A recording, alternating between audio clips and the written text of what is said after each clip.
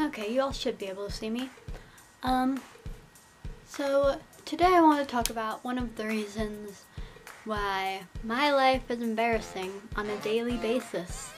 And that is because I fidget with everything. And the fidgeting, it probably wouldn't be a problem if my hands seem to have like no texture on them. I mean, like, you can feel them and you feel there's something there, but I just drop everything. I don't often drop breakable things though, so that's good. But I just tend to play with things forever and I drop them. Common example of this is the pen twirling incidents. I'll just be holding a pen. The teacher's going off on a tangent. I mean, you don't really need to be taking notes. Maybe a kid asks an unrelated question or something, and I'll just start twirling my pencil. And inevitably, I drop it! And you know the thing about pens and pencils and writing utensils? They're kind of round. So you drop this thing, it's gonna roll. And that's when you have to take what I like to call the walk of shame. Yep, you get up in the middle of the lesson, or rather you kind of like lean if you can to go and get your pencil or pen or whatever you ended up, writing utensil you ended up dropping. And then you get up, go get it, and then you have to walk all the way back to your chair and sit down. Oh, just, okay, all good, my pencil. And by this point, most people have realized you dropped your pencil. What is she doing? I think she's like picking up her pencil. I don't know. I'm pretty sure she drops it again. She does that all the time. It's so distracting. I know, right? And if you're me, once you sit down, you drop your pencil again. Although this time it doesn't usually roll as far. It just drops next to you and you have to lean down and pick it up. Pen, it's all good. And just let me, yeah, the struggle is real. Another thing is often play with my fingers like this, or like this, or I'll wring my hands. I'll twist my hair often. Another big one is I play with my papers all the time. I'll just be sitting with a paper, you know, maybe I have to turn it in, or maybe it was just like the handout thing and I'm holding it, reading it, and I just start going like this.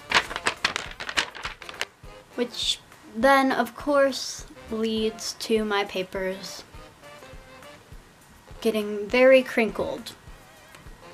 Now, this is a problem because if you have to turn a paper in and you're playing with it earlier, then you genuinely have to do the book smush technique to get that paper somewhat presentable again. Alright, we will just put you in here. And add some pressure. Now, I know you might be thinking, okay, you fidget with things, you drop things occasionally, this isn't that bad. Well, on a normal school day, I drop my pencil about, oh, that's a text. I drop my pencil about 5 times. Yeah, not good. And often fidgeting leads to very, very, very mortifying situations. One of which I have decided I'm going to share with you. So I'm in class, doing my math, and so here's the thing about math class. no one really talks in math. I mean, I think we're allowed to like murmur amongst ourselves or whatever, but no one does. Math class is absolutely silent. And I'm reading a problem, it's a story problem, trying to figure out, okay, how am I gonna set this up? And I'm twirling my pencil.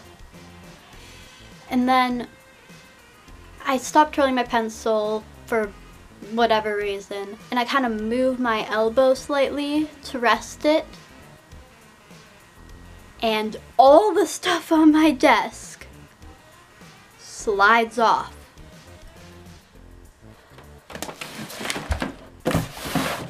And I know I can't really mimic it in my home, but when all of your math stuff, including your like 10,000 pound textbook, slides off of your desk onto a tile floor, it makes a really loud sound.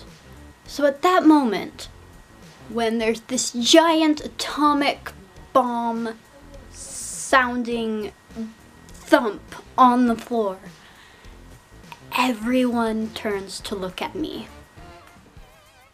What's that? It sounds like an explosion. And there's like a 3-second gap before I realize, oh, I need to pick stuff up. Because everyone's staring at me and I'm just like mortified. Like I just want to like curl into myself and like die. And so then I pick up my stuff, and luckily the boy who sits in front of me helps me pick up my stuff so that it wouldn't go fast. But it was still very awful. There are plenty of other really bad fidgeting stories that I have. Like, we have these things under our desks. Well, our chairs are attached to our desk, and we have these basket things under our chairs so that we can put like our textbooks there if we want to. And pretty much everyone rests their feet on these things. But for me, for whatever reason, I decided to like play around with my feet on them. And one time I like pushed the girl in front of me, her desk forward. She just like turned around. And I mean, she wasn't like mad at me or anything, but she just gave me this look like, what are you doing? And I'm just like, sorry. There were also countless times in middle school. So middle school, which is for all you European weirdos, ages 11 to generally 14, but I'm young, so for me it was 11 to 13. And in middle school, at the school I went to, you're not allowed to have your backpack on your back. And so we all have to carry our binders and our books and stuff like in our arms. I would drop my stuff at least monthly. Oh, it was so bad. I mean, papers, books, supplies, everywhere. And then, I mean, at least everyone was nice and they would help you pick up your stuff, but then it felt bad because, oh my gosh, you're taking time out of these people's day for them to help you pick all your stuff up and get to class, and not cool. So anyways, that is something that makes my life awful. So let me know if you have weird fidgety things that you do. Comment down below so maybe we can bond over our mutual fidgetiness. Fidgetiness? Is that a word? I think I made that up. Also, maybe you don't fidget and you're able to actually sit still for more than 2 seconds. Let me know how you do it. Do you have techniques? Were you just born that way to be still like most humans are supposed to? Let me know. I will see you all next week. I think that's it. Bye.